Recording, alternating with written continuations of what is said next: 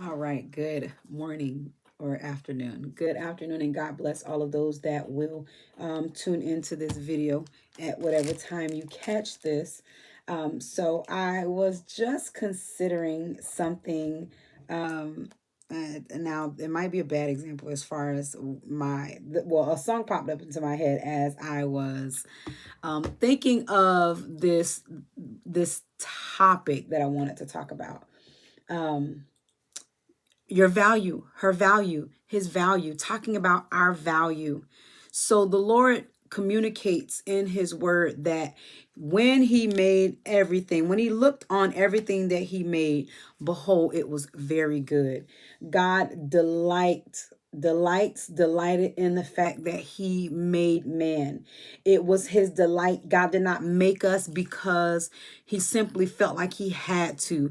God did it because of his love. God did it because of his goodness. And so we have value.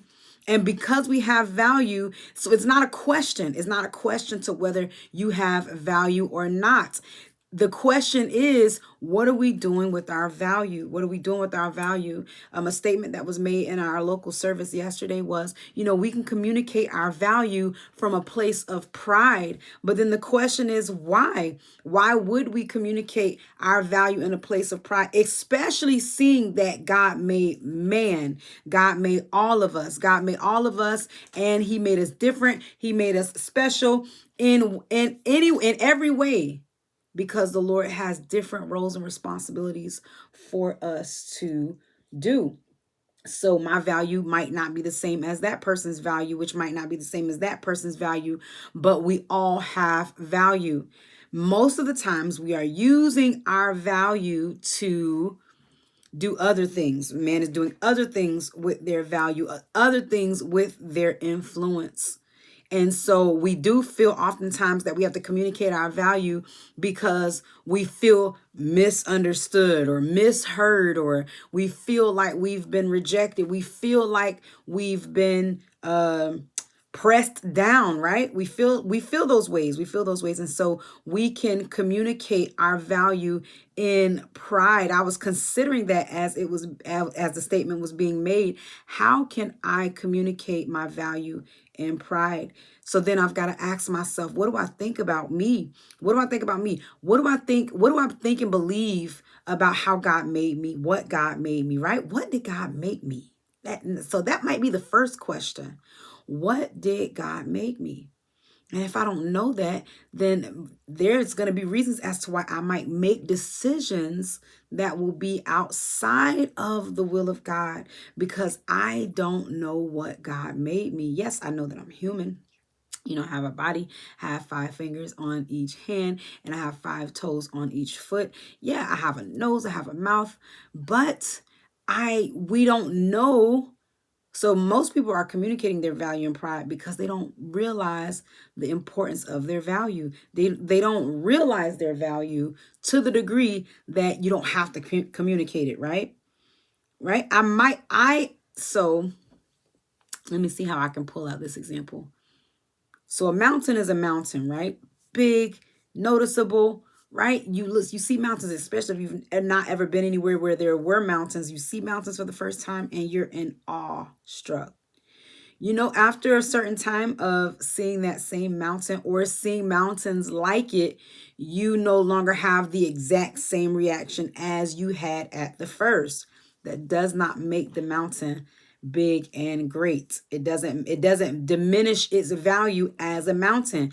It is a mountain, and whether you behold it or not, someone else is going to see the value of that mountain and they're going to be in awestruck about it. What am I saying? I'm saying your value doesn't have to be communicated from your very own lips. The word of God says to let another man praise you and not your own mouth. You don't have to tell people you're worth anything. You don't have to tell people you're worthy. You don't have to tell people that you're someone special. You don't have to. That's what the world is communicating, right? I'm special. God says I am. God says I'm this. At least that's what they're trying to portray now on shirts and things of that sort, but they're trying to communicate their own value so that they can feel good about themselves, right? People feel rejected, people feel inadequate, people feel dismissed, and they feel like they've been pushed off to the side.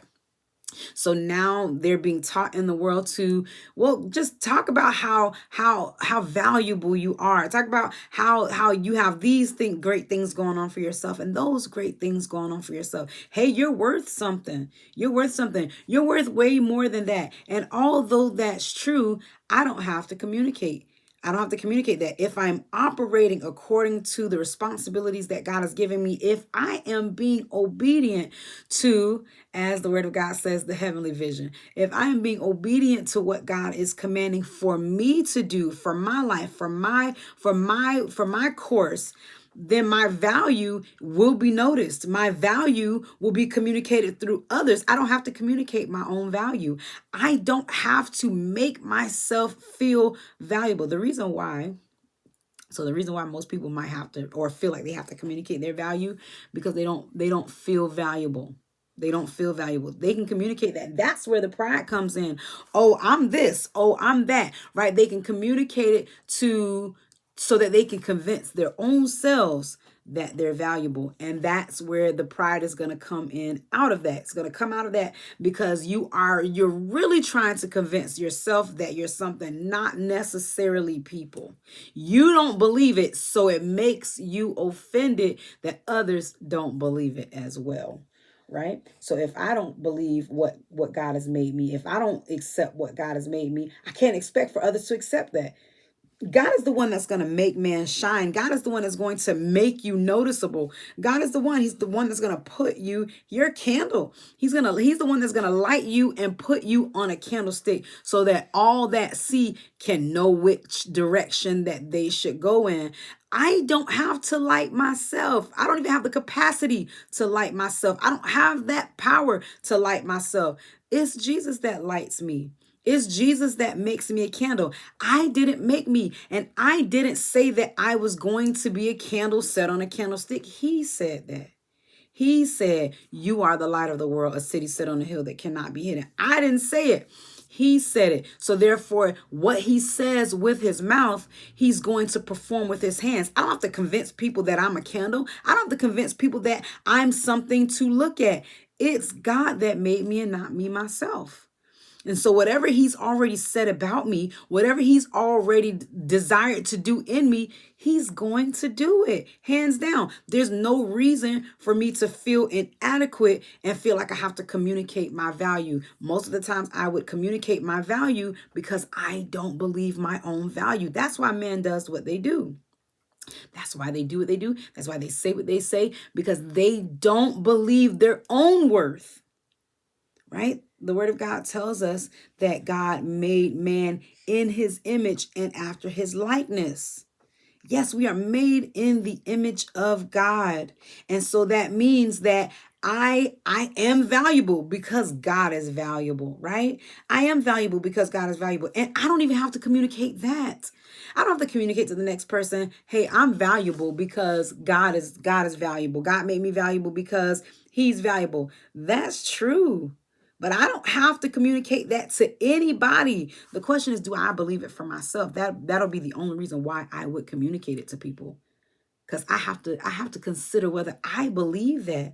Do I believe what I just said? Am I afraid and feel like I have to use that, say that to get people to, "Hey, look at me. Look at me. Pay attention to me. Don't reject me. Don't cast me away. Don't misuse me. Treat me right. I am made in the image of God." I'm only going to be treated based on how I believe what I believe. If I believe that God made me in his image and after his likeness, and I believe that I'm valuable because God made me valuable, then who needs to communicate it? Who needs to communicate beauty? Who needs to communicate that you have education? Don't you know things? Aren't you this person? You don't have to let people know what you do. You don't have to let people know who you are. Your life speaks. Your life will speak for you. Your life will tell people who you are. We talked about that some videos ago. Your life is going to communicate to the world and to people what kind of a person you are. So if you are a person of worth and value, your life is going to communicate that. It's going to communicate that. Yeah. And how God treats you, it's going to communicate that. How God treats you is going to communicate that. How the demons treat you is going to communicate your worth. It's going to communicate your value, right? So I don't have to communicate my value. I don't have to force people to believe that I'm valuable. I don't have to, because Jesus makes me that. He's already made you that. He's already made you someone of importance. So when we try to do extra things to ourselves to be noticed in ways that we just shouldn't, it's because we don't believe God. We don't believe God. We don't believe what God has made us. We don't believe what God is doing in us. And so because of that, we're trying to find ways to satisfy what we don't believe. It's really us. It's our issue as to why we feel like we have to press people to behold me, behold me. We don't have to tell people to behold us, because if you are what God is making you, if you are in position for God to use you for his purposes and will and plans, then people are going to see you. They're going to behold you. Make no mistake about it. It is actually better for us to not make ourselves visible. It's better for you to not make yourself visible, because the more you make yourself visible, the more attention you're going to get. And if you get a lot of attention and you don't live according to God's will, then they're going to behold your failure. So the word of God talks about Babylon in Revelation. And it talks about how, this was a city, this was a place where most people, it was a famous place. People lodged there, people came there, people bought and traded there. This was a place that was well known.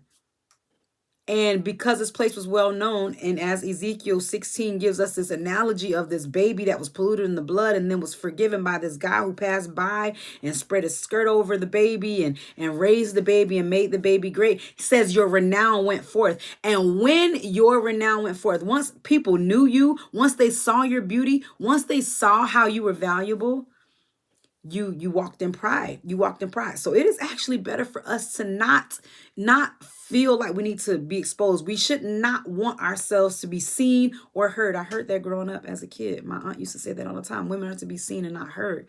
Why? It is better for women to not be heard, because the more attention you bring to yourself, then you're going to walk in pride. You're going to walk in pride, and you're going to feel like you're more than you should think about yourself. And that's how you get in trouble. When more people start paying attention to you because of your beauty, because of your stature, because of your career goals, because of your material gainings, then you're gonna get a lot of attention on you, which means it is can make you proud. It's going to make you proud. And then when you don't have that, you feel like you have to communicate that so that people can pay attention to you. But it's good to not be paid attention to.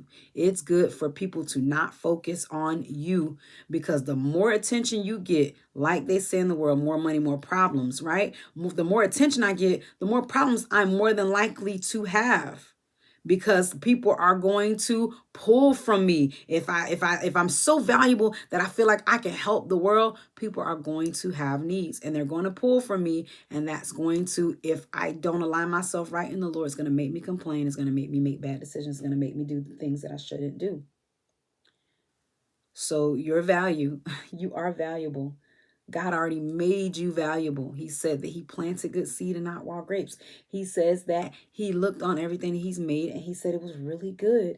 You are really good in the eyes of God as it relates to your makeup. You don't have to prove that to anybody. You don't have to tell anybody that you're worth something. Follow Jesus Christ. Be obedient to his will. Do what he wants you to do. You might catch this video and might not be saved right now. I'm telling you, follow Jesus Christ. If you really want your worth to be seen and displayed, if you really want people to know that you're valuable, follow King Jesus. He's the only one that is going to light you and not hide you. And when Jesus exposed you, it's far more better than you exposing yourself. So you don't have to communicate your value. If you just follow Jesus Christ, he's going to let you see your worth while he's showing others and telling others of your worth. Have you seen my son? Have you seen this person in whom there is none like them? God is going to communicate that. You don't have to communicate that. So that's all the time that we have for today, Lord willing. We will talk again. God bless you.